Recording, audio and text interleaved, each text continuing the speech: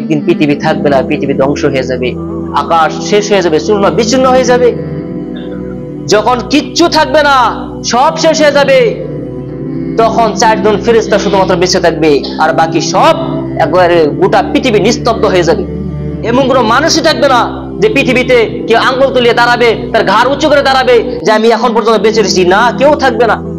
গোটা ফেরেশতারা যে শেষ হয়ে যাবে 4 জন ফেরেশতার বাদে, তখন আল্লাহ সুবহানাহু ওয়া তাআলা মালাকুল মউতকে বলবে, অর্থাৎ আজরাইলকে বলবে। আজরাইল যেহেতু হাদিসের ভাষা না, কাজে বললাম না, যাই হোক, মালাকুল মউতকে আল্লাহ বলবে যে হে মালাকুল মউত, এই যে 3টা ফেরেশতা রয়েছে, মানে ইসরাফিল, মিকাইল আর জিবরিল, এই যে 3 জন ফেরেশতা রয়েছে, এদের জান কবজ করে দাও।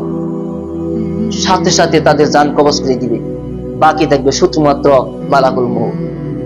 মালাকুল মউত, যে মালাকুল মউত নবী আদম থেকে শুরু করে শেষ মানব পর্যন্ত প্রত্যেকটা মানুষের জান কবজ করেছে।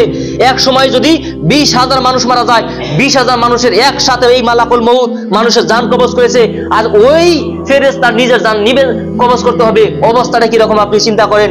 নিজের জান যখন নিজের টান দিয়ে বের করে দিবে, ছিন্ন বিচ্ছিন্ন করে নিজের অঙ্গ, যে রক্ত আপনার রগ রয়েছে, আপনার ছিন্ন বিচ্ছিন্ন হয়ে যাবে, তার জান বের করে দিয়ে দিবে আল্লাহর কাছে।